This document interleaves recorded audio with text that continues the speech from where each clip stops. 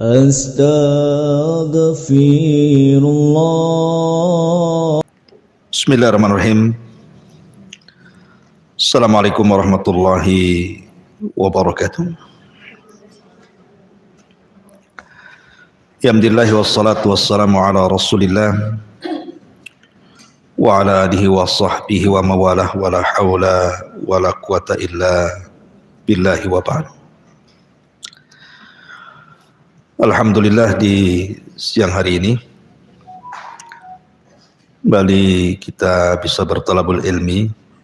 Saya minta maaf karena hari ini tadi ada acara di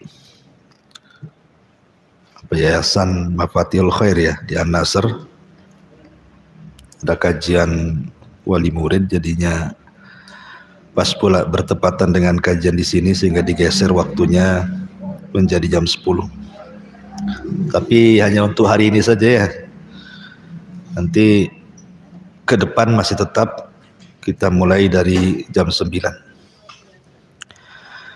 Baik, kita masuk pada surah Al-Qadar.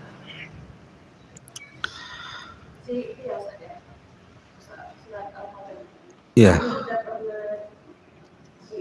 Sekarang lam yakun. Sekarang mau surat apa ini? Mau kita bahas. Sekarang watin ya. Oh, berarti sekarang surat Tin. Al-Alaq apa? Al-Alaq. Oh, Al-Alaq baru Tin ya. Taib.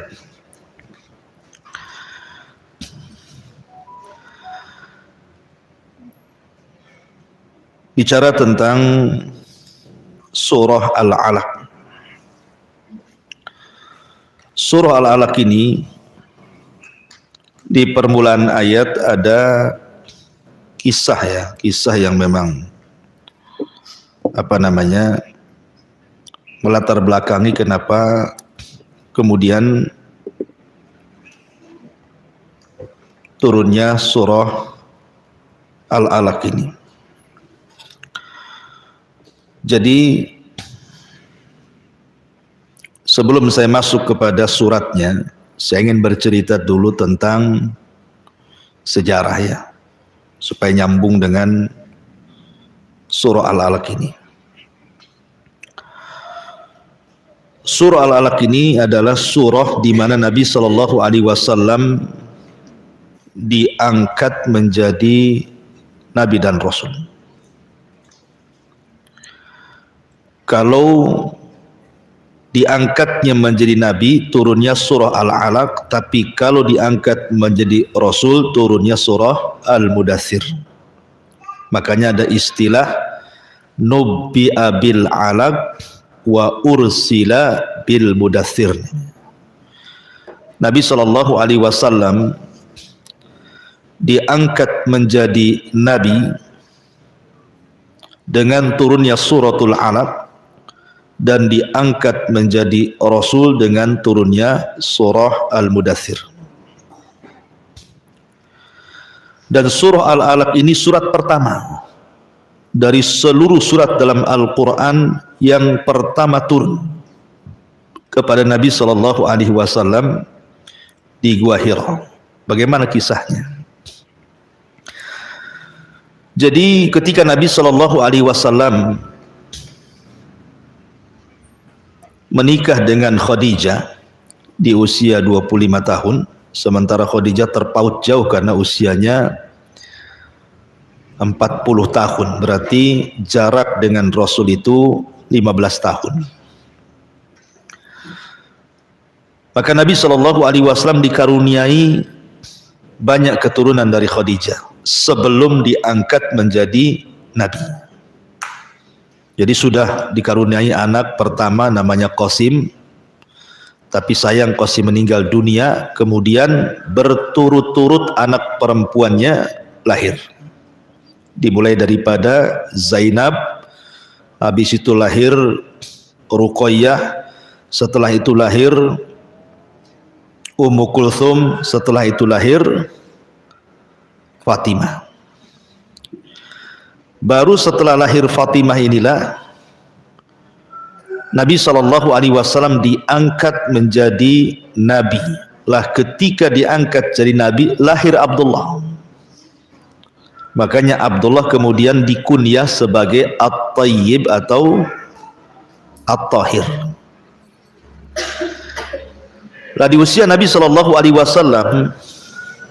6 bulan sebelum diangkatnya menjadi nabi dan rasul, Nabi itu selalu mimpi aneh.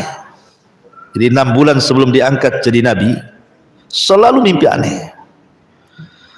Sampai-sampai Aisyah radhiyallahu anha menceritakan di dalam Sahih Bukhari pada bab Kaifa Bad'il Wahyi, bagaimana wahyu itu turun, diceritakan oleh Imam Bukhari dari hadis Ummul Mukminin Aisyah radhiyallahu anha itu. Jadi Nabi SAW selalu mimpi, dan mimpinya itu seperti falak subuh. Artinya mimpinya seperti falak subuh itu setiap beliau mimpi menjadi kenyataan. Mimpinya itu jadi kenyataan. Malamnya mimpi, besoknya jadi kenyataan.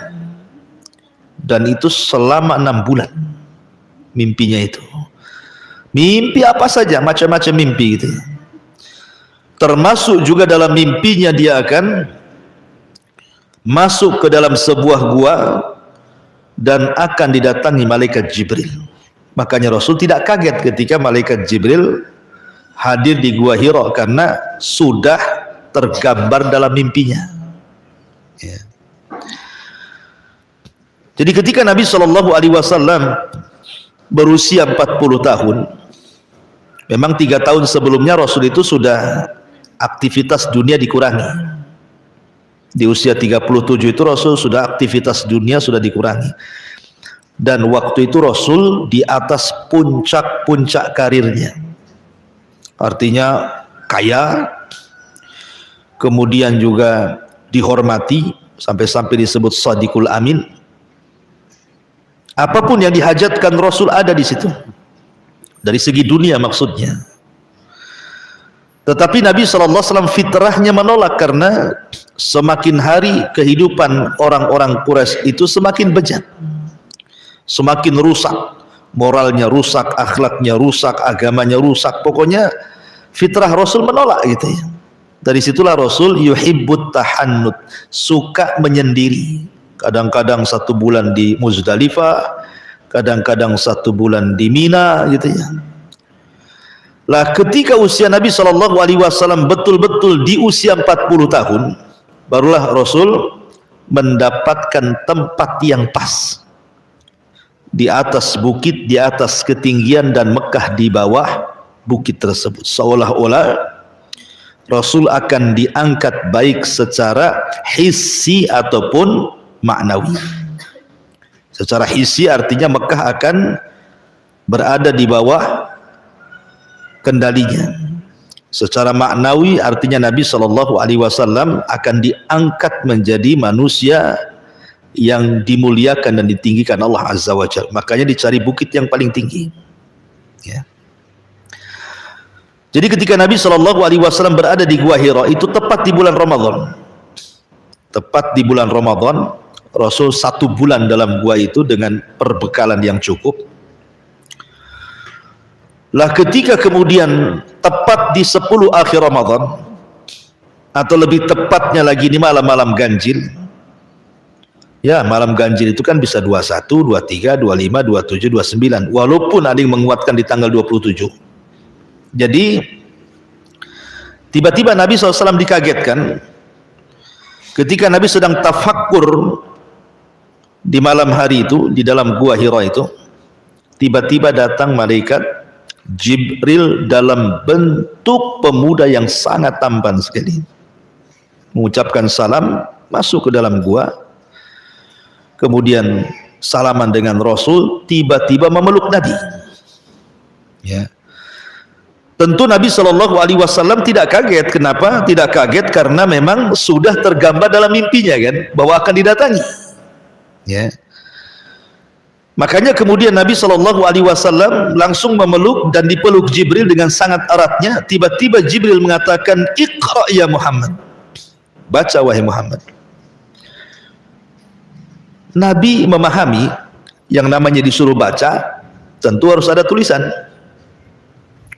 Kalau suruh baca nggak ada tulisan, apa yang mau dibaca kan? Kan namanya suruh baca berarti ada tulisan. Sementara Nabi sendiri tidak bisa baca, tidak bisa nulis. Makanya Nabi mengatakan ma'ana biqari, aku tidak bisa baca. Ya. Akhirnya Jibril pun makin memeluk dengan erat Nabi SAW, kemudian mengatakan Iqra ya Muhammad, baca wahai Muhammad. Tapi Nabi tetap mengatakan ma'ana biqari. Karena itu yang dipahami Nabi. Nabi nggak bisa baca, kok suruh baca? Ya saya nggak bisa baca lah kan begitu. Sampai 3 kali Jibril makin memeluk Rasul dengan erat, saking kerasnya pelukan itu sampai Rasul keluar keringatnya ketakutan dan mengatakan Iqra ya Muhammad. Rasul tetap mengatakan ma'ana biqari, saya tidak bisa baca. Dari sini ada faedah bahwa dalam belajar itu terkadang diperlukan seorang guru itu memaksa muridnya. Kan Jibril dipaksa Nabi itu suruh baca, peluk gitu ya. Maka terkadang diperlukan seorang guru itu keras gitu ya sama murid-muridnya supaya ditakuti, sehingga apapun yang diperintahkan gurunya mau dilakukan sama anak-anak. Tapi kalau anak itu tidak takut sama gurunya, ya susah lah mau pintar kan. Yang ada dilawannya gurunya itu. Karena Jibril ini memeluk sampai erat sekali, sampai Rasul ketakutan. Baru kemudian Jibril membacakan Iqra bismi rabbikal ladzi khalaq, khalaqal insana min 'alaq, Iqra wa rabbukal akram alladzi 'allama bil qalam, 'allamal insana ma lam ya'lam. Ketika turun surah Al-Alaq 5 ayat pertama, resmilah Rasul diangkat menjadi nabi. Belum Rasul, baru nabi saja. Ya. Dan gitu para nabi. Terkadang mereka sebelum diangkat itu dimimpikan, dan mimpinya para nabi itu sebuah kebenaran. Contoh Ibrahim, mimpi dia, dalam mimpinya menyembelih Ismail kan. Tiba-tiba setelah dia bermimpi dan jelas-jelas dalam mimpinya menjadi Ismail, tiba-tiba terbangun, maka dia mengatakan kepada anaknya, ya bunayya inni ara fil manami anni adzbahuka fanzur madza tara. Anakku, semalam abimu mimpi aneh, betul-betul menyembelihmu, macam mana pendapatmu? Ismail juga didikan Nabi, didikan wanita yang luar biasa. Hajar itu kan wanita yang sangat tawakal ya, sehingga watak-wataknya lahir pada anaknya. Makanya ibu harus baik, karena kebaikan itu mempengaruhi anaknya. Yang memungkinkan membawa pengaruh kepada anak itu biasanya dari ibu. Kalau bapak kan jarang, karena jarang di rumah ya. Makanya ketika kemudian Hajar ini memiliki sifat tawakal, salah satu kisahnya ketika ditinggal sendirian di sebuah lembah yang enggak ada apa-apa di situ bersama anak bayi gitu ya. Tetapi Hajar dengan tawakalnya mengatakan, idzan lan yudayyi'unallah. Wahai Ibrahim, pergilah kau. Kalau memang perintah Allah, saya yakin Allah tidak akan menyanyiakan saya di sini. Tawakalnya sudah ada. Makanya tawakal yang dimiliki ibundanya Hajar ini kemudian diwarisi oleh Ismail. Apa kata Ismail? Ya abatif al ma tu'mar satajiduni insyaallahu minas sabirin. Kalau ini perintah Allah, lakukan saja, dan kau akan dapati aku termasuk hamba Allah yang sabar. Oh, luar biasa ya. Seandainya ibu mimpi, nggak nyembeli lah ya, nyubit gitu ya. Nah, ibu mimpi nyubit kamu, tapi sampai sakit, mau nggak dicubit? Kira-kira jawabannya gimana? Ibu aja yang dicubit kan itu ya. Anak sekarang mana mau?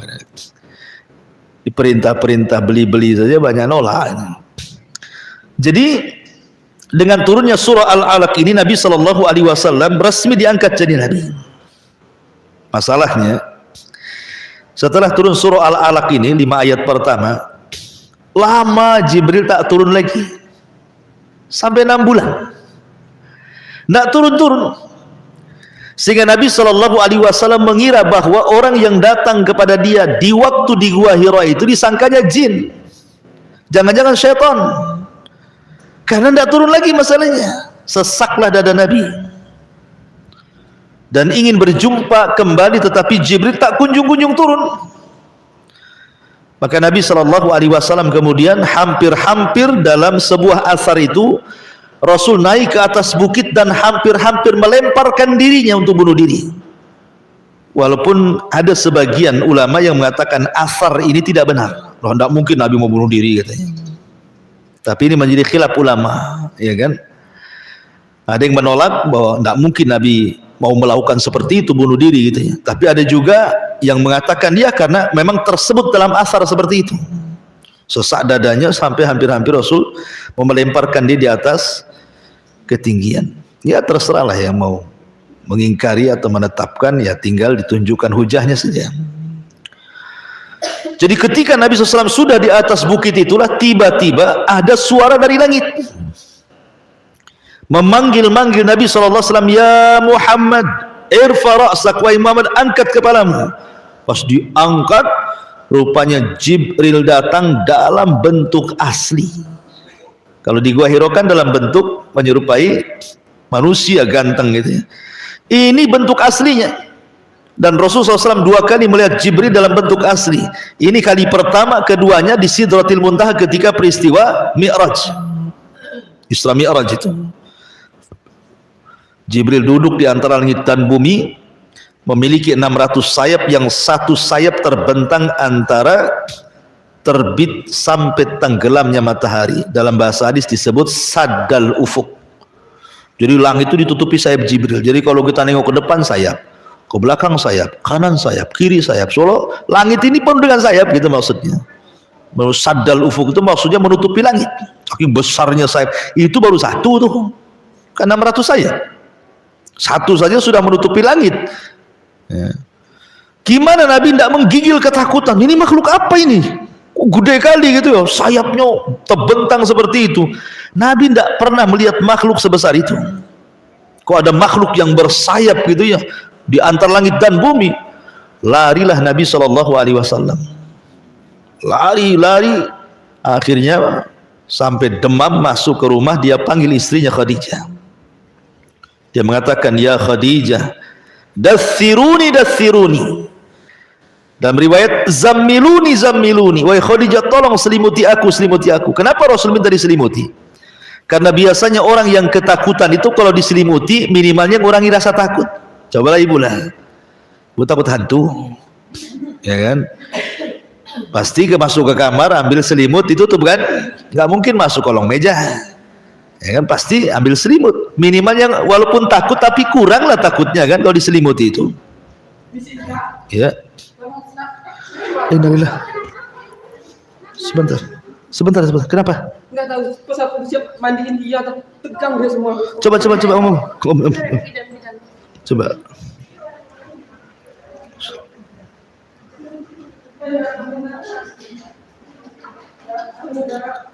Coba dibantu lagi satu orang biar enggak. Coba dibantu lagi.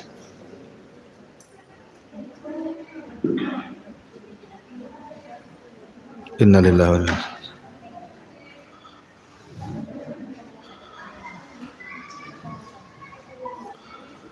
Ya tolonglah beberapa umat ke sana biar yang lain tetap ngaji ya, biar ini. Taib. Ya sudah fokus biar udah diwakili di sana. Kita doakan saja mudah-mudahan putranya nggak ada apa-apa ya. Kembali, jadi ketika Nabi SAW kemudian masuk ke rumah Khadijah, maka Khadijah kemudian menyelimuti Nabi SAW dan mengatakan dathiruni. Maka Khadijah pun menyelimuti Nabi SAW. Kuranglah rasa takut Nabi. Kemudian Khadijah dalam rangka menenangkan Nabi SAW, Khadijah kemudian menceritakan kebaikannya. Ingat bahwa ini juga metode ya seorang istri itu, cara menenangkan suami itu seperti itu, puji kebaikannya sebagaimana Khadijah memuji Nabi SAW saat ketakutannya dia mengatakan apa? Wallahi la yuhzikallahu abada. Demi Allah subhanahu wa ta'ala, Allah tidak akan menghinakan dengan peristiwa ini kepadamu wahai suamiku. Kemudian Khadijah mengatakan, tidak mungkin orang sepertimu dihinakan. Makhluk itu bukan membawa sial. Kamu nggak akan apa-apalah dengan melihat makhluk itu. Kami ini orang baik, tukang menyambung silaturahim, tukang menghormati tamu, dan begitu seterusnya. Disebutkan kebaikannya tuh. Maka Nabi SAW kemudian agak tenang ya. Maka istri juga harus seperti itu ya. Kalau suami itu dalam kondisi rungsep, mungkin bahasa kitanya ya, mungkin masalah pekerjaan, masalah apa, kan nampaklah ya kalau suami dalam kondisi susah itu, maka jangan ditambah susah, karena biasanya susahnya gimana itu kondisinya? Oh cepatlah di ini atau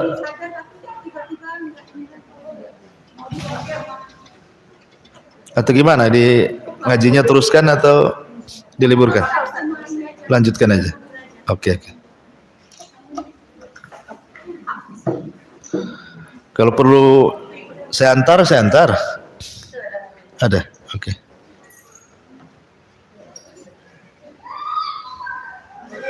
Baik.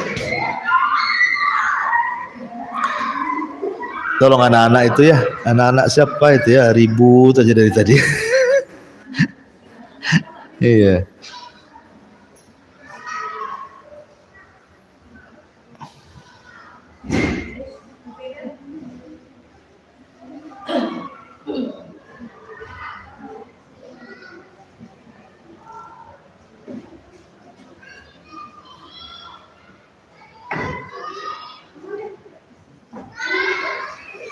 Baik, sudah.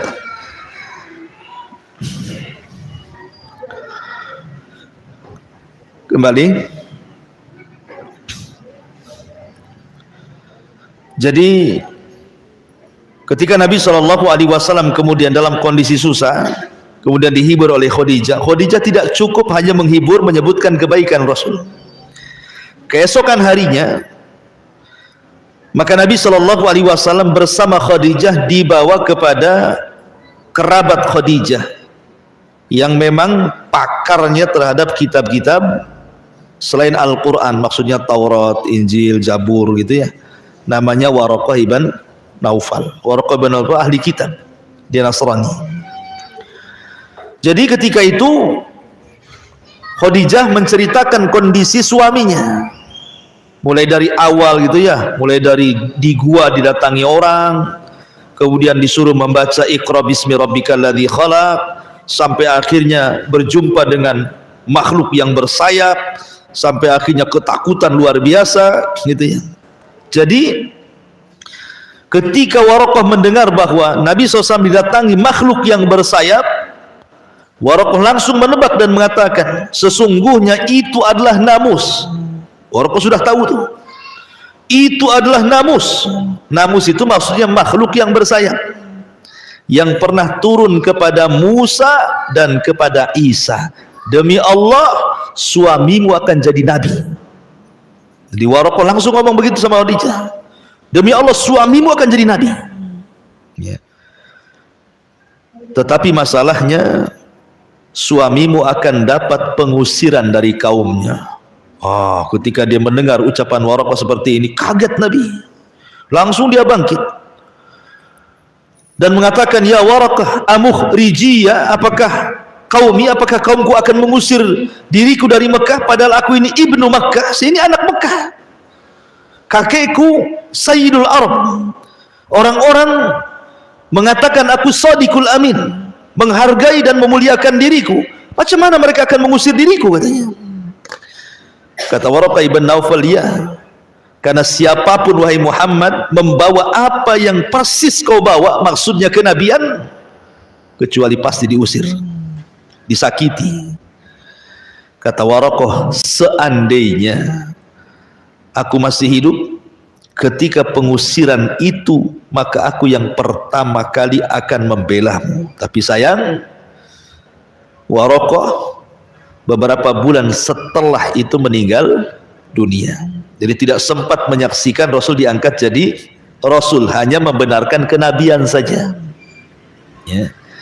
Makanya ketika para ulama khilaf, siapa yang sebenarnya pertama kali beriman dari kalangan orang dewasa itu, ada yang mengatakan Waraqah ibn Naufal, ada yang mengatakan Abu Bakar.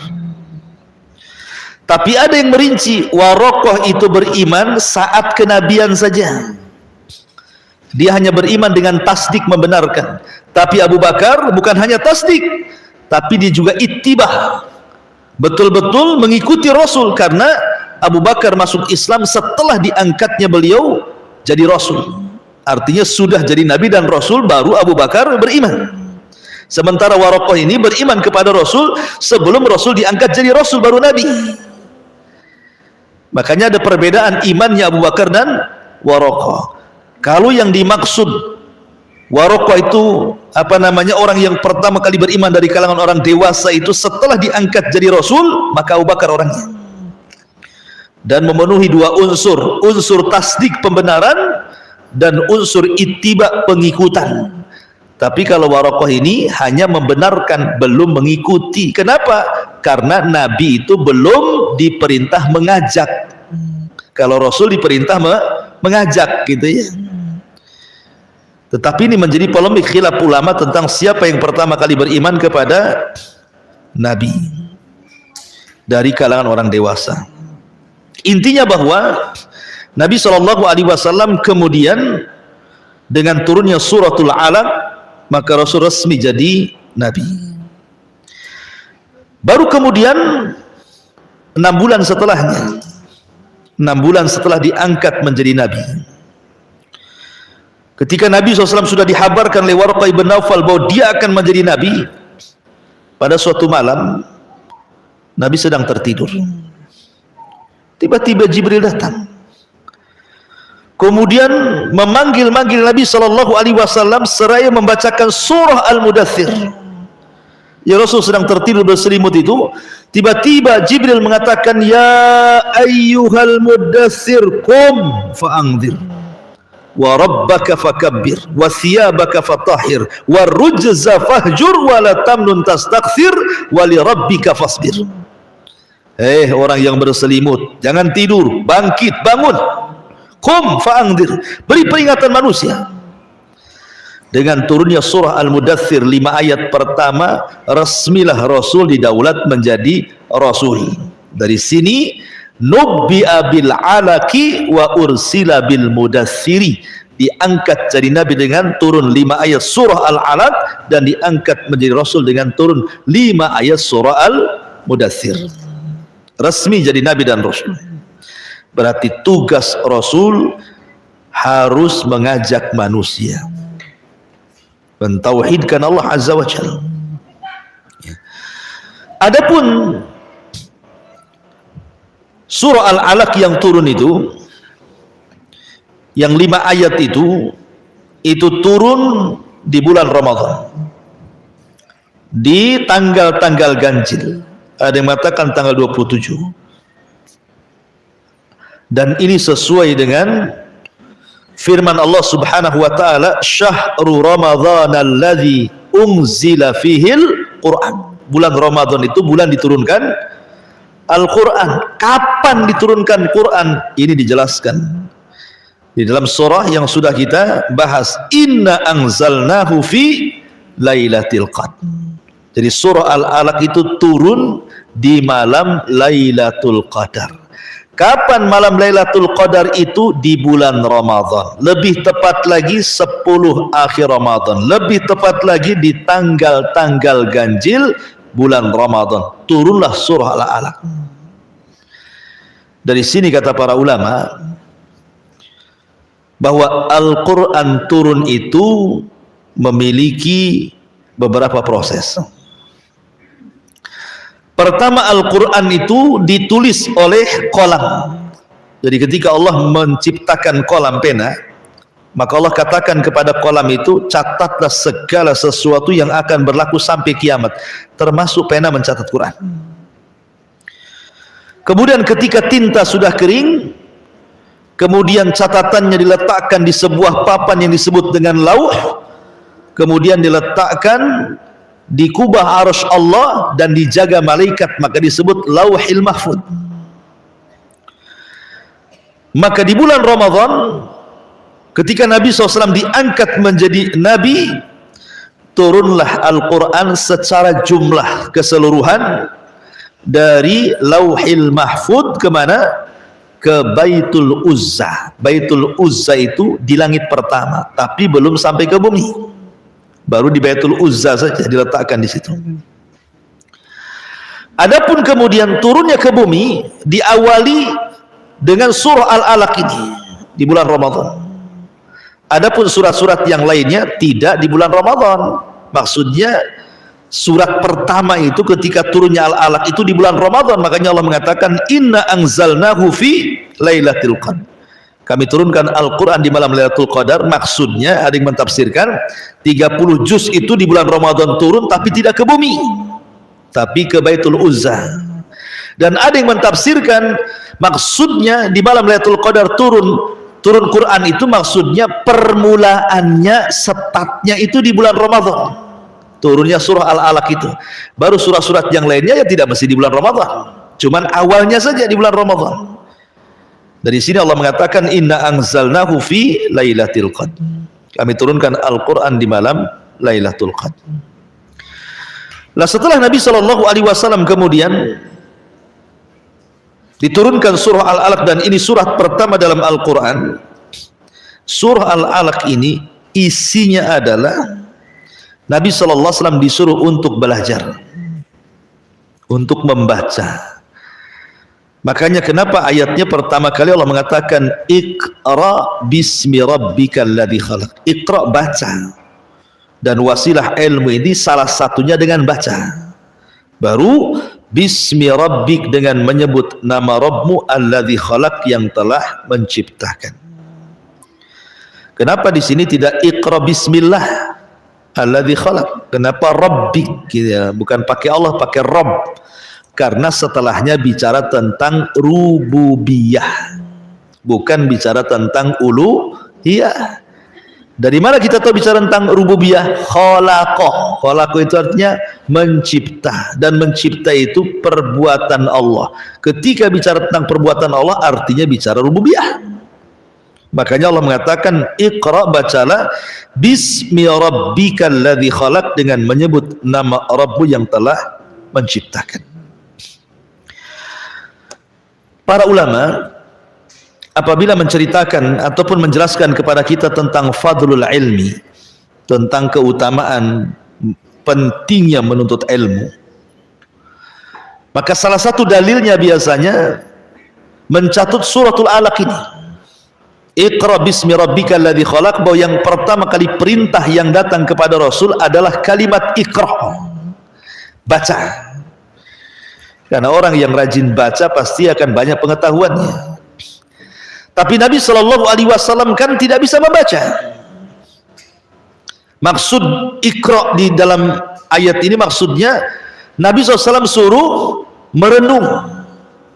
Iqra, merenungkan dengan nama Rabbmu yang telah menciptakan, bahwa alam semesta ini semua ada penciptanya Allah Subhanahu wa ta'ala. Tapi bisa juga mana Iqra itu artinya ya baca, tapi Rasul kan tidak bisa baca, tidak menulis. Nabi itu pengen cepat hafal, sehingga kalau Jibril baca satu ayat diulang-ulang sama Nabi, takut lupa.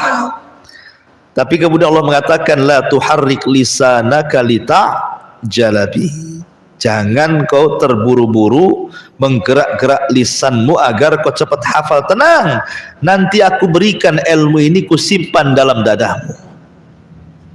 Maka bacalah Quran itu secara tartil. Makanya Rasul hafalannya tidak kayak kita gitu ya. Kalau menghafal sebuah surat itu diulang-ulang 100 kali kadang-kadang ya. Rasul bukan begitu. Rasul langsung diletakkan di dadanya, sehingga langsung hafal Quran itu, langsung diletakkan di dadanya. Dan Allah katakan di dalam Al-Quran, bahwa Nabi SAW tidak akan pernah lupa dengan Quran yang diletakkan di dadanya. Ya, sanukriuka fala tansa, aku akan bacakan kepadamu Al-Quran ini dan kau tidak akan lupa. Itulah keistimewaan Rasul, itu tidak lupa. Kalaupun seandainya lupa itu karena hendak dimansuh dengan sesuatu yang sama atau yang lebih baik atau menjadi sebuah syariat, lupanya Rasul jadi sebuah syariat, atau hendak dimansuh ayat itu dengan ayat yang lebih baik lagi, ya, atau yang semakna atau yang lebih baik daripada itu. Tapi hakikatnya Rasul tidak pernah lupa, dan itu keistimewaan Rasul dibandingkan semua para nabi yang diutus oleh Allah Azza wa Jalla. Taib, ini diantara asbab nuzul daripada surah Al-Alaq. Kita masuk pada tafsirnya. Allah Subhanahu wa taala mengatakan, Iqra bismi rabbikal ladzi khalaq. Iqra, bacalah. Bismi rabbikal ladzi khalaq, dengan menyebut nama Rabbmu yang telah menciptakan. Khalaqal insana min 'alaq. Dan Allah telah ciptakan manusia dari alaq, segumpal daging. Di sini Allah Subhanahu wa taala berikan faedah kepada kita tentang kalimat bismi rabbik. Kalimat bismi rabbik itu sama dengan bismillah, dan faedahnya besar. Ya, orang yang selalu membaca basmalah itu, Bu, dalam setiap aktivitasnya, maka akan diberikan banyak faedah. Satu, di mana ba dalam bismillah itu atau bismi rabbik di sini, ba itu artinya talabul barakah. Dengan baca basmalah kita mencari berkah. Ya. Kemudian yang kedua, ba di sini juga baul isti'anah. Artinya dengan membaca basmalah, ba di situ memiliki mana al-isti'anah. Isti'anah itu talabul aun, meminta pertolongan kepada Allah. Sebuah pekerjaan kalau diberikan dua perkara ini, Bu, pasti pekerjaan itu akan mulus. Pertama ditolong, yang kedua diberkahi.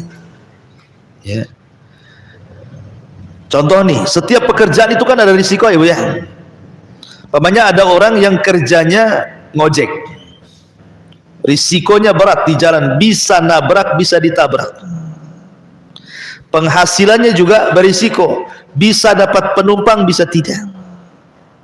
Nelayan, dia ke laut, bisa dapat ikan, bisa tidak. Bisa terhempas kapalnya gelombang lautan, bisa juga selamat.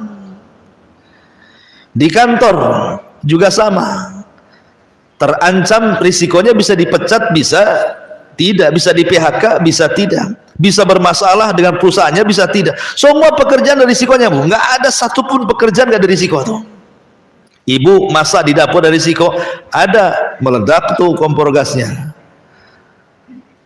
Apalagi tabung yang 10 kilo, ya kan? Kan risiko kan bisa meledak gitu ya. Karena kan pakai tabung. Kalau dulu pakai kayu nggak meledak, cuman kebakaran. Risikonya kan itu ya. Jadi apapun ada risikonya. Nggak ada sebuah pekerjaan nggak ada risikonya.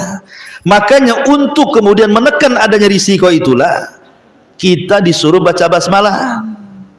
Karena dalam basmalah itu memiliki dua unsur untuk memudahkan sebuah aktivitas. Pertama, thalabul barakah, supaya kita diberkahi dalam aktivitas kita ini. Yang kedua, thalabul aun, kita meminta pertolongan supaya Allah ikut serta dalam pekerjaan kita. Iyyaka na'budu wa iyyaka nasta'in. Pertama, thalabul barakah. Yang namanya bekerja itu kadang hasilnya banyak, kadang tidak. Apalagi orang jual online ya, ada yang pesan, ada yang tidak dalam satu hari itu. Gojek pun kadang dapat penumpang, kadang tidak. Nelayan pun kadang dapat ikan, kadang tidak. Tukang bangunan kadang digaji, kadang dikabur pula pemborongnya. Macam-macam kan. Tetapi kalau seandainya Allah Subhanahu wa ta'ala takdirkan, umpamanya dia seorang pekerja lapangan, harusnya satu hari itu mungkin bisalah dia kumpulkan uang 50 sampai 100. Tapi karena masa pandemi, PPKM gitu ya, ya cuma dapat 20. Tetapi kalau seandainya logikanya 20 diberkahi dengan 100 tidak diberkahi, masih mending 20 yang diberkahi. Karena berkah itu membanyakkan yang sedikit, tapi harta yang tidak berkah itu menjadikan yang banyak jadi sedikit. Kalau berkah yang sedikit jadi banyak, kalau tidak berkah yang banyak jadi sedikit, gitu ya. Jadi boleh jadi yang sedikit ini jadi berkah, cukup untuk makan, cukup untuk nyokolahkan, pokoknya hidupnya berkah. Itulah faedah bismillah itu. Atau yang kedua, isti'anah, talabul isti'anah. Karena ketika Allah Subhanahu wa ta'ala ikut campur dalam pekerjaan kita, yang harusnya nabrak tidak nabrak, yang harusnya ditabrak tidak ditabrak, yang harusnya jatuh diselamatkan, yang harusnya kecelakaan mati masih selamat, orang yang ringsaklah mungkin kendaraannya. Pokoknya ada saja hokinya, untungnya itu ada, gitu. Kenapa? Karena Allah dilibatkan di situ. Makanya bismillah itu walaupun kalimat remeh, tapi kandungannya besar. Makanya Allah memulakan dengan bismi rabbik. Ayat yang pertama turun adalah bismi rabbik, dengan nama Rabbmu. Maka mulailah segala aktivitas apapun, Bu, baca basmalah. Ibu keluar rumah baca basmalah, bismillahi tawakkaltu 'alallah, masuk pasar ya baca basmalah, nenteng barang baca basmalah, mau kemana saja baca basmalah. Ya, karena terkandung dua unsur tadi itu. Bismi rabbikal ladzi khalaq. Khalaqa artinya yang maha menciptakan. Khalaqal insana min alaq. Manusia diciptakan dari alaq-alaq itu segumpal darah. Lah, kok bisa di sini langsung main segumpal darah? Bukankah dalam hadis Abdullah ibn Mas'ud, manusia itu tercipta dari segumpal sperma 40 hari, kemudian berubah menjadi segumpal darah 40 hari, kemudian berubah menjadi segumpal daging 40 hari, kemudian terbentuk di usia 4 bulan, ditiupkan roh, dicatat rizki, ajal, bahagia, celaka, sul khotimah, kemudian berojol di usia 9 bulan. Lah, kenapa di sini langsung alaq? Alaq kan segumpal darah. Harusnya khalaqal insan min nutfah. Allah ciptakan manusia itu dari sperma dulu, kan begitu? Masa langsung darah? Kenapa di sini min alaq? Maksudnya begini. Kenapa Allah Subhanahu wa ta'ala tidak mengatakan khalaqal insana min nutfah, tapi Allah katakan khalaqal insana min alaq? Sebab kalau sperma itu sudah berubah menjadi darah, artinya sudah nempel di rahim, sehingga kemungkinan kegugurannya itu agak susah. Artinya pasti jadi orang, itu maksudnya. Tapi kalau masih segumpal sperma, dia belum nempel di rahim, akan susah jadi orang tuh. Kecuali kalau sudah nempel jadi darah 40 hari, barulah kemudian terasa bahwa ada janin di dalamnya. Makanya kenapa di sini bahasa Quran tidak dari sperma? Sebab kalau sperma saja nempel di rahim tidak kuat dia mudah keguguran. Tapi kalau sudah jadi darah, kebanyakan jadi orang. Itu maksudnya ya. Makanya Quran membahasakan langsung segumpal darah, karena biasanya jadi orang, tidak menggunakan segumpal air mani, karena biasanya mudah keguguran, karena tidak kuat dia nempel di rahimnya itu kalau segumpal mani itu. Paham di sini ya? Makanya Allah mengatakan khalaqal insana min alaq. Pertanyaan yang kedua, kenapa kemudian tidak disebutkan langsung tartib penciptaannya? Kenapa Allah tidak mengatakan khalaqal insan min nutfatin thumma min alaqatin wa mudghatin dan begitu seterusnya, gitu ya? Ingat, ayat ini surah Al-Alaq ini cuma 5 ayat pertama yang turun kepada Rasul, dan ini awal belajarnya Nabi kepada malaikat Jibril. Sesuatu yang awal dalam belajar, tentu kan materinya tidak mungkin yang berat-berat, ya kan? Pasti yang ringan-ringan dulu lah materinya. Kayak ngajari orang yang nggak bisa ngaji, ya kan, dikenalkan dulu, ini alif, ini ba, ini ta, ini sa, ini ja, gitu ya. Baru setelah itu dirangkai-rangkai aba, ata, asa, gitu ya. Baru setelah itu dirangkai apa tanwinnya, baru kemudian masuk Iqra keberapa, baru terakhir baca Quran. Ya kalau orang nggak bisa baca Quran, tiba-tiba disodorkan Quran sampai botak kepalanya pun nggak bisa baca dia. Kenapa? Karena dalam belajar ada tadarus di sini. Maka Rasul pun tidak langsung kemudian dijelaskan apa namanya proses penciptaan manusia itu dari sperma, kemudian dari darah, kemudian segumpal daging, terlalu rinci. Ini kan awal belajar. Masih baru, wahyunya aja baru 5 ayat gitu ya. Makanya diberikan materi ringan dulu. Faedahnya bahwa seorang guru harus memberikan materi ringan kepada muridnya sebelum yang berat. Ya, kasih pelan, Iqra dulu, baru naik ke turutan, baru ke Quran, itu ya bahasanya. Nah, itu faedah kenapa di sini Allah katakan tidak disebutkan proses penciptaan selengkap dalam hadis Nabi Shallallahu Alaihi Wasallam, dan Allah mengatakan langsung khalaqal insana min alaq. Kemudian Allah mengatakan Iqra wa rabbukal akram alladzi 'allama bil qalam 'allamal insana ma lam ya'lam. Iqra, bacalah wahai Muhammad, dan Rabbmu itu maha akram, maha pemurah. Alladzi 'allama bil qalam, yang mengajarkan dengan qalam, 'allamal insana ma lam ya'lam, dialah yang mengajarkan manusia apa yang tidak diketahui. Perhatikan di sini. Di sini Allah Subhanahu wa taala menyebut 2 kalimat Iqra, dan Allah menyebut 4 perintah dalam surah Al-Alaq itu. Ada 2 kalimat Iqra dan ada 4 perintah. Iqra yang pertama, Iqra, bacalah. Apa yang harus dibaca Nabi? Dijelaskan. Iqra yang pertama menjelaskan tentang rububiyah Allah, bahwa Allah itu yang menciptakan gitu ya, yang mengajarkan. Kemudian yang kedua, wa rabbukal akram, Iqra wa rabbukal akram. Iqra yang kedua bicara tentang kemurahan Allah, bahwa itu maha pemurah dan akan memberikan banyak nikmat kepada hamba-hamba yang diciptakannya. Dan tidak ada nikmat dari semua nikmat yang Allah anugerahkan kepada kita melebihi nikmat ilmu. Makanya Allah mengatakan 'allama bil qalam. Jadi dari semua nikmat yang Allah berikan, Bu, kepada ibu-ibu dikasih nikmat rumah, dikasih nikmat suami, nikmat anak, nikmat harta, macam-macam nikmat. Maka seagung-agungnya nikmat adalah nikmat pengetahuan, ilmu. Dari mana dalilnya? Dari alladzi 'allama bil qalam.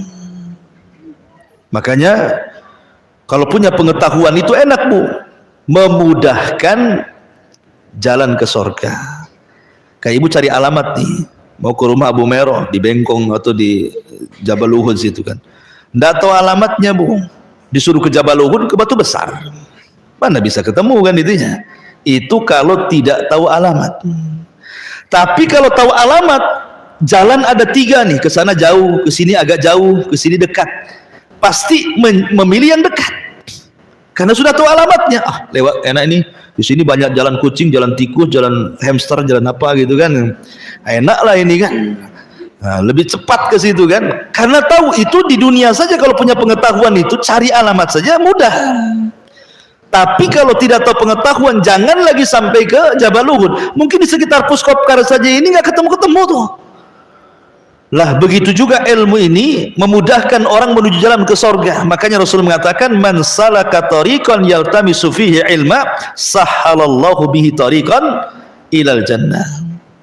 Siapa yang meniti sebuah jalan ilmu, maka Allah mudahkan jalannya menuju surga. Karena hanya dengan ilmu lah terbuka pintu surga itu. Makanya orang sholat di atas ilmu dengan orang sholat tidak di atas ilmu, yang pertama dapat pahala, yang kedua nggak dapat apa-apa, capek saja. Ya, itulah untungnya ilmu ya. Ini ada 2 orang sholat nih, Bu. Ibu sholatnya karena ilmu, karena pernah belajar. Oh, takbir Nabi kayak gini, ini yang dibaca. Ruku Nabi kayak gini, ini yang dibaca. Tasawuf Nabi begini yang dibaca. Sampai salam betul-betul ibu itu sholat karena ilmu, pengetahuan yang dipelajari dalam taklim pengajian. Yang satunya sholat bukan karena ilmu, nengokin orang. Orang takbir ikut takbir, orang ruku ikut ruku, orang tasawuf ikut tasawuf, orang salam ikut salam. Nggak dapat apa-apa dia. Ya, menggugurkan kewajiban, tapi nggak dapat pahala. Mana dalilnya? dalilnya ketika kita masuk kubur. Orang-orang yang punya pengetahuan ketika ditanya man rabbuk, maka dia mengatakan Allah. Wa man nabiyuk, siapa nabimu? Dia mengatakan Muhammad. Apa agamamu? Islam. Mantap dia. Tapi orang yang tidak tahu ditanya siapa Rabbu? La adri, katanya. Aku tidak tahu. Aku kama qalan nas wa fa'altu kama fa'alan nas. Aku hanya bisa mendengarlah manusia ngomong apa, begitu lupa saya, dan aku hanya melakukan apa yang dilakukan manusia, taklid. Dari kisah tentang fitnah kubur ini, maka istinbat para ulama, orang yang ibadah di atas ilmu dapat pahala, dan orang yang beribadah tanpa ilmu nggak dapat apa-apa walaupun menghilangkan kewajiban. Seperti orang dua sholat tadi ya, yang satu sama-sama sholat duhur, sama-sama satu saf, sama-sama di samping gitu ya, tetapi yang satu dapat pahala. Kenapa? Sholatnya dengan ilmu. Dia sudah belajar takbirnya kayak gini, bacanya kayak gini, tasawufnya kayak gini, betul-betul dia sudah baca hadisnya, sehingga dia melakukan karena ilmu. Yang satu enggak, orang takbir ikut takbir, orang ruku ikut ruku, ya kan, orang salam ikut salam, berarti dia sholat ikut-ikutan namanya ya. Nah, itu hanya menggugurkan kewajiban tapi tidak dapat pahala. Itulah pentingnya ilmu di sini, menjadikan amalan itu berpahala. Nah, gitu ya. Makanya Allah mengatakan alladzi 'allama bil qalam, dan qalam itu satu di antara 4 makhluk Allah yang langsung diciptakan dengan kedua tangan Allah. Pertama, sorga Aden diciptakan langsung dengan kedua tangan Allah. Kemudian yang kedua qalam. Kemudian yang ketiga Adam. Nabi Allah Adam alaihi salatu wassalam langsung diciptakan dengan kedua tangan Allah. Kemudian yang keempat Taurat. Kitab Taurat itu langsung Allah Subhanahu wa taala catat dengan kedua tangannya. Ya. Artinya bahwa qalam ini bagian daripada makhluk yang Allah Subhanahu wa taala istimewakan karena dicipta oleh kedua tangannya langsung. Dan qalam itu satu di antara alat belajar. Alat belajar bukan pena saja, banyak. Cuman salah satunya adalah dengan pena, karena hanya dengan pena inilah kita bisa mengikat ilmu. Makanya ulama Imam Syafi'i mengatakan ilmu itu seperti binatang buruan. Kata ulama, ilmu itu seperti binatang buruan. Ketika ditangkap, kalau tidak diikat, lepas. Tapi kalau diikat, maka binatang itu tidak akan lepas. Maka jadikan ilmu itu ikat dengan tulisan, gitu ya. Karena kita bukan seperti ulama dulu. Kalau ulama dulu kayak Imam Bukhari kan, dengar saja ngantuk-ngantuk. Itu ditanya, benar semua dia. Kenapa? Ilmunya di luar kepala. Kalau kita betul-betul di luar kepala, jauh kali tidak masuk-masuk gitu. Jadinya ditanya itu bingung, bantu kan itu ya. Yang nulis saja bingung, nengok dulu catatannya, apalagi yang tak nulis gitu. Gitu. Jadilah begitulah ya. Nah, intinya bahwa di sini qalam itu salah satu yang mengikat ilmu. Allamal insana ma lam ya'lam. Allah lah yang mengajarkan manusia dari tidak tahu menjadi tahu. Wallahu alam. Ini ayat 5 dulu sampai di sini. Taib, sebelum saya tutup, silahkan kalau ada yang mau bertanya.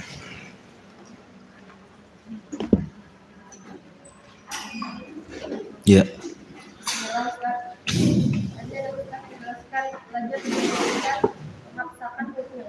Gimana? Saat belajar diperlukan memaksakan dirinya. Oh ya. Kalau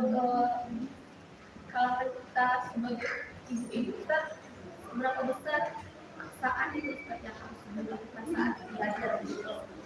Maksudnya pendidikan kepada anak-anak di kelas. Ya, kepada anak didik lah maksudnya kan. Saat ibu jadi guru di kelas gitu kan. Yang memaksa itu selama tidak memadaratkan murid kan gitu ya. Karena kan Jibril ini kan memberikan contoh bahwa belajar itu tidak mesti dengan tarfi. Tarfi itu maksudnya kayak main-main, tidak, tapi perlu ada ketegasan gitu maksudnya dari gurunya. Makanya ada istilah sabarlah dari pahit gurumu, kata ulama kan itu. Sabarlah dari pahit gurumu karena engkau akan mendapatkan manisnya ilmu.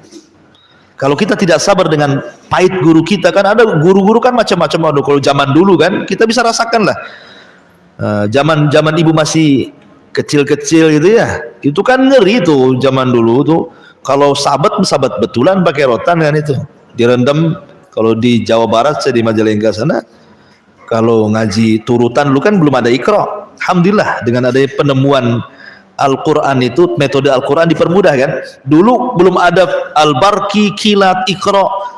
Baca Quran itu bertahun-tahun, 2 tahun itu tidak bisa baca Quran tuh, karena pakai turutan masalahnya. Tapi dengan ditemukannya berbagai macam metode, 24 jam bisa baca Quran sekarang, ya kan? Itu nikmat Allah itu. Padahal orang dulu itu pendidikannya keras itu. Saya kalau nggak bisa baca itu suruh direndam di kolam tuh.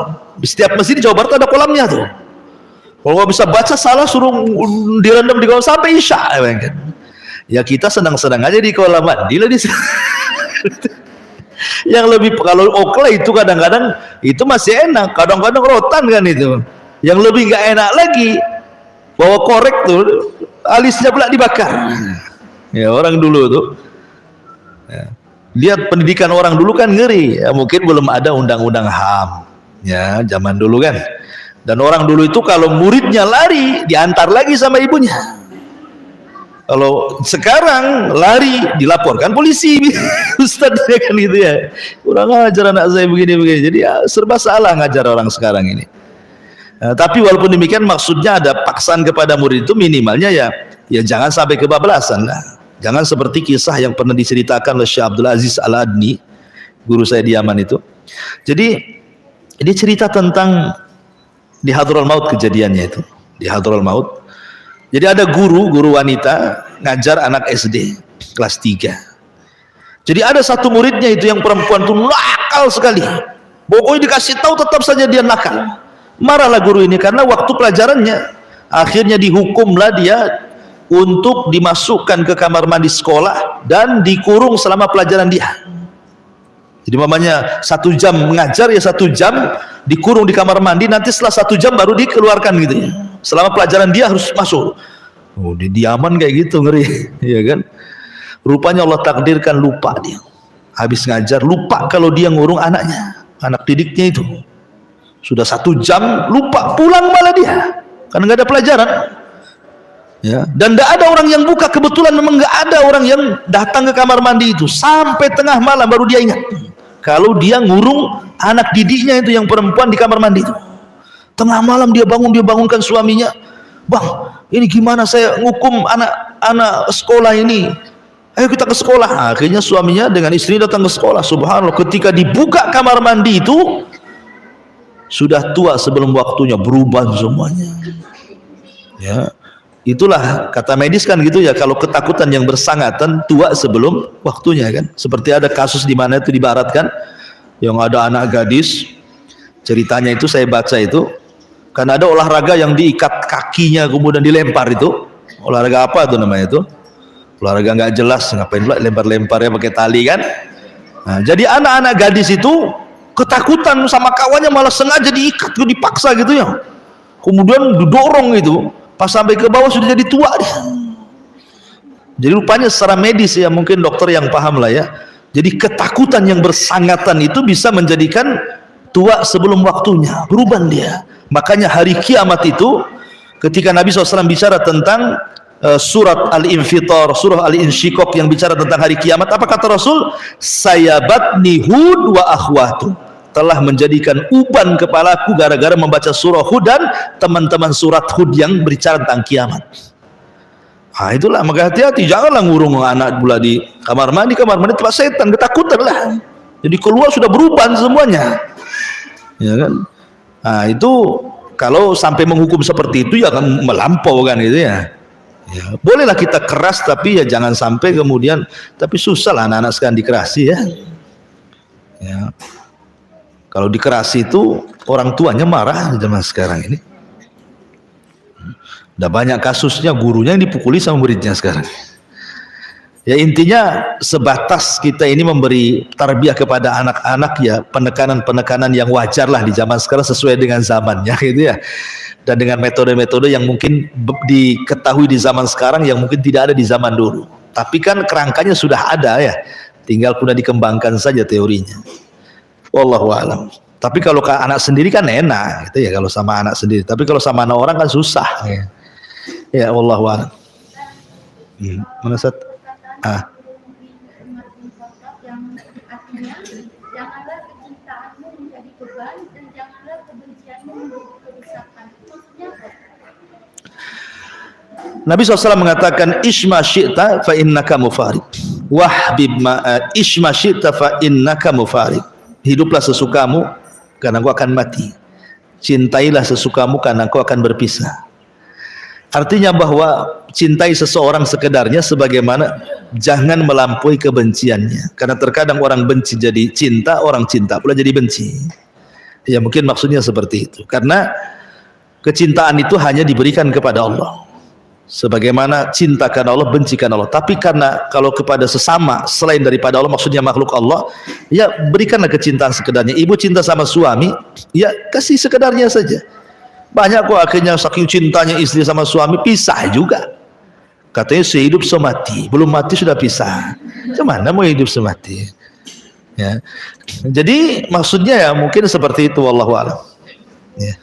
Ya, Saya pernah dengar teman saya bilang kalau ada orang membawa sial, itu ada nggak ya Ustaz? pembawa sial. Orang membawa sial itu. Ya, Ustaz. Saya ceritanya gini, sebelum menikah hidup saya enak-enak aja, setelah menikah kok susah, banyak utang begini begitu. Jadi suaminya bawa sial gitu ya. Iya. Nggak boleh, itu tatoyur namanya.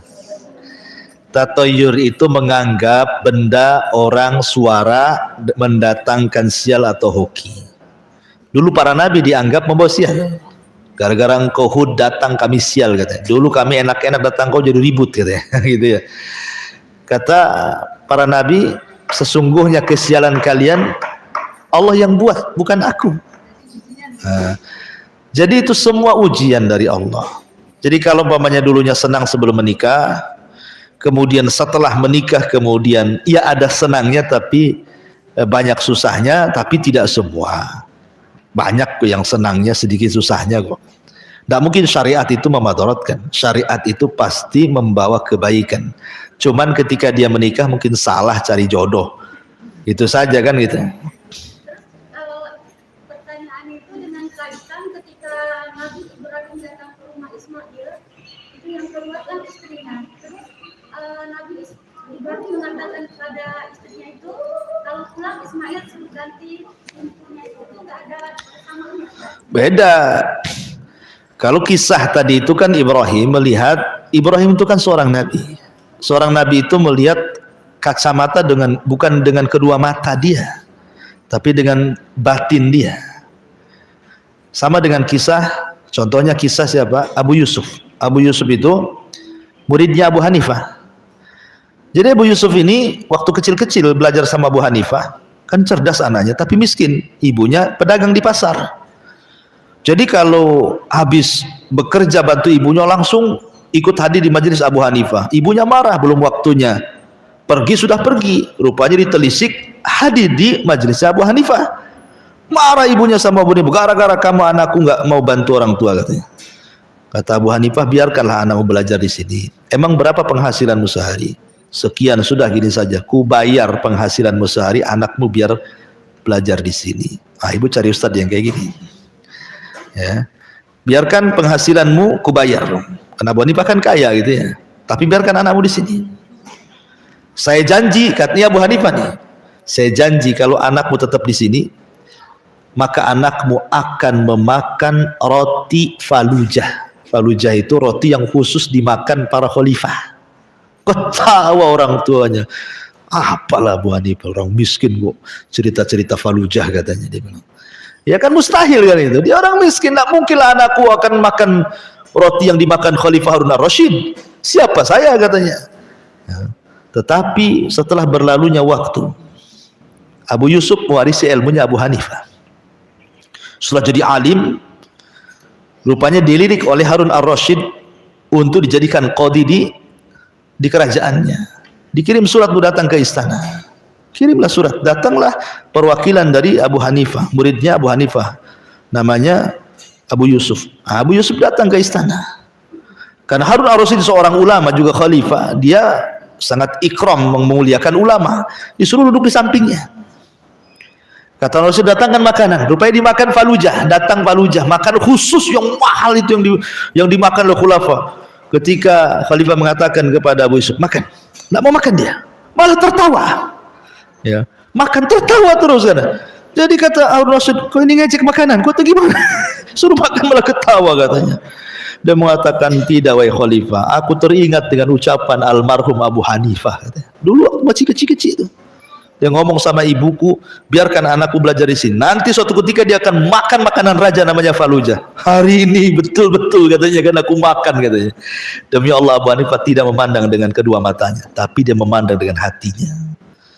Jadi para nabi kan tahu maslahat nggak maslahatnya. Ini ulama saja bisa membedakan mana kan seorang Abu Hanifah, apalagi Ibrahim seorang nabi. Tahu nih kalau anaknya terus beristri dengan istri ini akhlaknya nggak benar, masalah, ya kan? Nah, makanya kemudian dia minta kepada, karena sudah dites, kecuali belum dites, kan dites sama Ibrahim, datang ditanya macam-macam pertanyaan, kemudian dari jawabannya seolah-olah dia tidak terima dengan rumah tangganya, menjelek-jelekan suaminya, tidak bersyukur dengan suaminya. Kata Ibrahim, udah lepaskan saja istrimu tuh, cari yang lain. Maka diceraikan sama Ismail. Baru setelah itu Ismail menikah lagi dengan wanita salehah, wanita yang baik, keturunan daripada raja yang ada di situ, di kabilah situ, kabilah Jurhum. Istri keduanya ini istri yang salehah, dari situlah keturunannya jadi Nabi Muhammad. Ya, ini nggak ada kaitan dengan masalah apa namanya sial atau nggak sial kan itu. Ataupun tadi kenapa dulu sebelum aku nikah aku enak, setelah menikah dengan kamu kok aku jadi sial gini. Yang sial itu ibu, bukan suaminya. Suami pun ngomong begitu juga, dulu aku nggak sial gara-gara kau, aku juga sial katanya. Sial ketemu sial, jadi dua sial jadinya. La haula wala quwwata. Iya. Kan dari keturunan Nabi Ismail akhirnya sampai itu pada kabilah berapa Ustaz orang tuanya lalu melakukan yang masanya takut, yang tidak mengenal agama sama sekali. Fatrah. Kok bisa sampai seperti itu? Padahal kan keturunan Nabi Ibrahim itu orang-orang yang soleh. Iya, tapi kan dari zaman Ibrahim ke kelahiran Rasul itu waktunya yang cukup lama. Dari itu dikhilafkan berapa sih keturunan kakek buyut Nabi sampai ke Adam saja sudah banyak itu, puluhan. Berarti kan bergenerasi-generasi itu. Dari Adnan ke Ismail, dari Ismail ke Ibrahim itu jauh, jadi sudah puluhan abad gitu ya.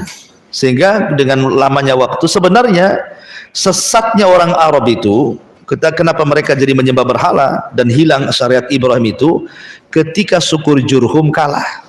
Suku Jurhum itu suku istrinya Ismail, namanya Jurhum, dan itulah Arab. Ya, jadi Ismail kan bukan orang Arab, Ismail itu orang Palestina. Kemudian ke Arab. Akhirnya jadi orang Arab karena fasih berbahasa Arab. Makanya ada istilah ulama, kalau ada orang yang bukan Arab kemudian fasih berbahasa Arab, berarti dia Arabi, dia seorang Arab murni. Tapi kalau dia orang Arab tetapi tidak bisa bahasa Arab, maka dia ajami, dia asing, bukan Arab. Dalilnya apa? Ismail bukan orang Arab tapi fasih bahasa Arab, makanya dia jadi orang Arab.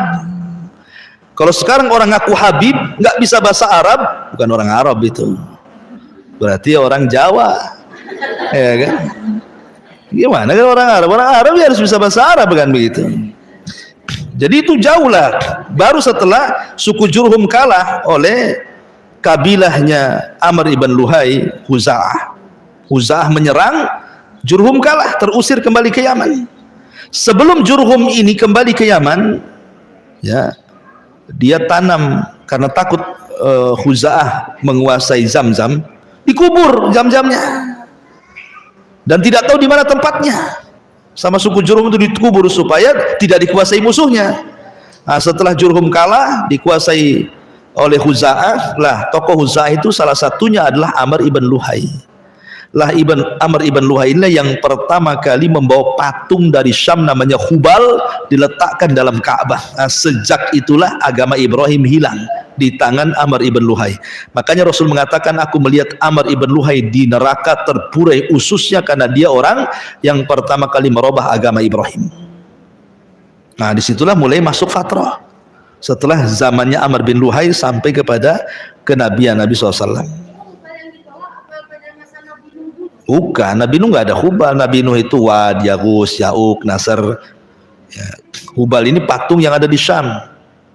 Jadi Amr ibn Luhai ini seorang peniaga. Dia dermawan, dicintai oleh orang Arab, orangnya kaya, dermawan. Jadi ketika dia safar entah dalam rangka berobat atau dalam rangka berniaga ke Syam. Syam itu dikenal dengan negeri para nabi. Disangkanya itu agama para nabi. Nah, ketika lewat kepada sebuah kaum yang nyembah patung, kemudian ditanya, ini patung apa ini? Maka orang Syam mengatakan, yang ini nih patung kalau kita sembah turun hujan. Jadi Amr bin Luhai ini yang diperlukan di Mekah katanya. Kenapa? Nggak pernah ada hujan, ya kan? Makanya dia minta yang ini, yang ini. Saya mau yang ini. Nah, biar bisa hujan, biar kayak di Syam hijau katanya. Diambillah Hubal. Nama patung Hubal lah, dibawalah ke Mekah, ditenggerkan di dalam Ka'bah. Akhirnya kemudian satu persatu adalah patung Manat sampai kepada cerita patung Saf dan Nailah. Ya, pernah Saf Nailah. Saf ini laki-laki, Nailah perempuan. Orang Yaman, dua-duanya jatuh cinta. Pas mau kawin gak direstui orang tuanya. Janjianlah Saf dan Nailah ini berjumpa di haram. Akhirnya berjumpa di haram, berzinah pula dalam Ka'bah, dikutuk jadi batu. Karena dikutuk jadi batu oleh orang-orang Mekah, dijadikan ibar, pelajaran, jangan melecehkan Ka'bah. Makanya kemudian Nailah diletakkan di Mina, kemudian diletakkan di tempat sa'i Araf, Mina dan tempat sa'i di mana itu? Sofa. Yang satu di Marwah. Nailah di sofa, kemudian patung laki-laki yang berzinah itu Saf diletakkan di Marwah. Untuk jadi ibrah Saf dan Nailah ini. Jangan macam-macam dengan Ka'bah, nanti kayak orang ini dikutuk gitu ya. Tiba-tiba setelah kemudian Khuza'ah menguasai Mekah, disembah pula Nailah ini. Padahal dia seorang pezina kan gitu. Itulah memang orang penyembah berhala itu akalnya hilang. Mau tahu patung pezina kok disembah jadi Tuhan. Makanya kesyirikan itu menghilangkan akal gitu ya. Sudah nggak ada akalnya lagi. Allahu a'lam. Baik. Cukup ya. Mudah-mudahan ada manfaatnya. Subhanaka bihamdika asyhadu an la ilaha illa anta astaghfiruka wa atubu ilaik. Allah ta'ala. Assalamualaikum warahmatullahi